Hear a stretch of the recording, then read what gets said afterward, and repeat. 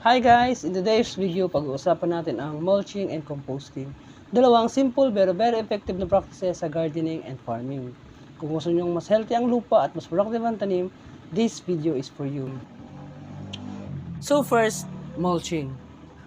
Ang mulching ay ang paglalagay ng protective layers sa ibabaw ng soil gamit ang materials like straw, wood chips, dried leaves, or kahit plastic. Why is mulching important? Simple lang. Pinoprotektahan niya ang lupa. Nakakatulong ito sa moisture retention, meaning hindi agad natutuyo ang lupa. Nakakabawas din ito ng weeds at nakakatulong i-control ang soil temperature, lalong-lalo na kapag sobrang init. May dalawang pangunahing types of mulch. Una, organic mulch. Ito ay galing sa natural materials tulad ng straw, grass clippings, wood chips, compost at dried leaves. Maganda dito, habang tumatagal nabubulok siya at nadadagdag ng nutrients sa soil kaya mas nagiging fertile ang lupa. Pangalawa naman ay ang inorganic mulch. Ito ang plastic sheeting landscape, fabric, gravel or stones. Hindi sila nabubulok agad pero long-lasting at very effective with control at soil temperature regulation.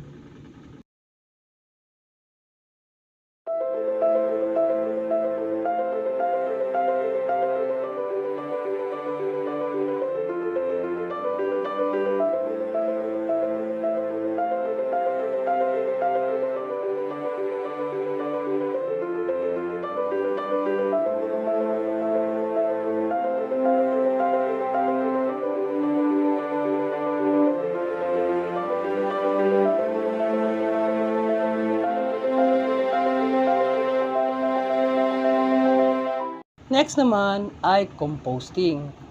Ang composting ay ang natural na proseso ng pagbubulok ng organic waste tulad ng kitchen scraps, yard waste para maging nutrient-rich compost. Paano nga ba gumagana ang composting? May apat na importanteng elements. Ito ay ang green materials or nitrogen. Ito ang mga vegetable scraps, coffee grounds, at fresh grass clippings. Pangalawa, brown materials or carbon tulad ng dried leaves, cardboard, paper, at twigs. Pangatlo, air or oxygen. Kaya importante ang paghalo o pag-turn ng compost. At pang-apat, moisture. Dapat basa siya pero hindi sobrang basa, parang wrung out sponge.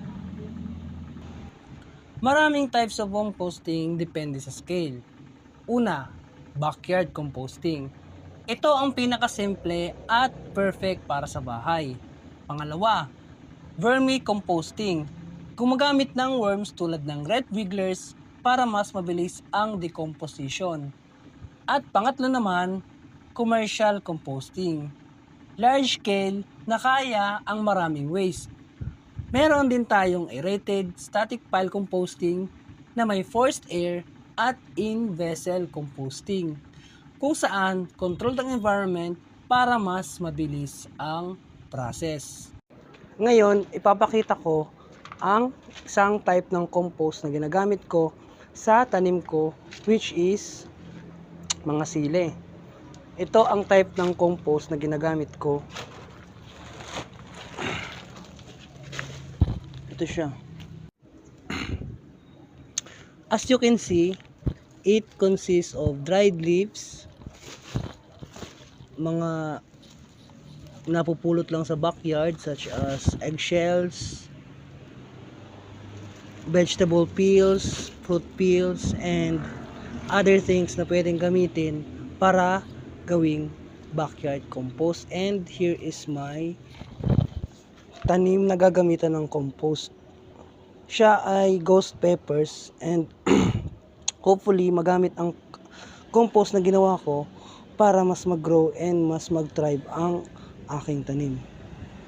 So ayan, ang mulching and composting ay hindi lang good for plants kundi good din para sa environment. Mas mura, mas sustainable at mas healthy ang lupa. 雪花飘飘，北风萧萧，天地